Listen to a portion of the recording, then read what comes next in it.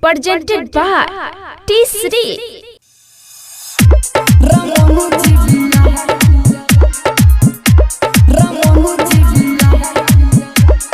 DJ Kanchan Raj, Muzaffarpur, Sangam Recording Studio, Chakarmania.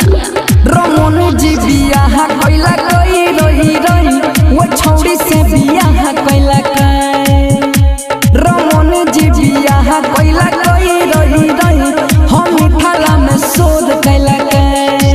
छौड़ी मिल है बाड़ी में बोलेला कई राते उठी ओकर भय धइला कई रही रही।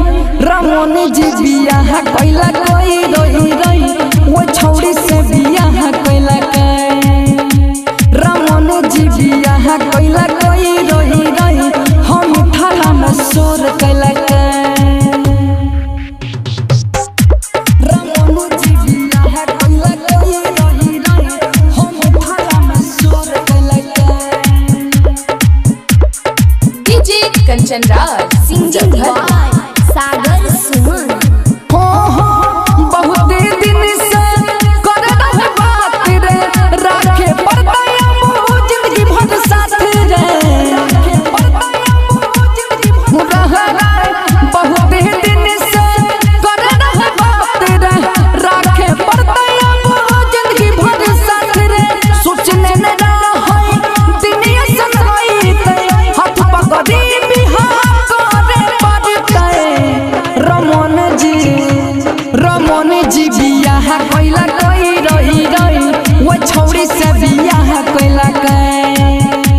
रमन जी बियाह कइला कई रही रही हम थाला में शोर कइला कई।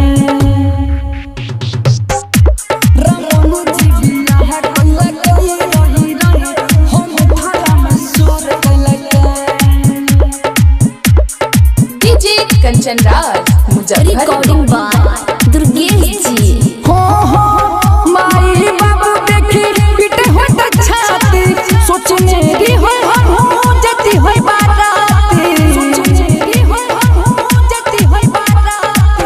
माई बाबू देखी पीटे हो त छाती सोचने की हो हम जती हो बाराती।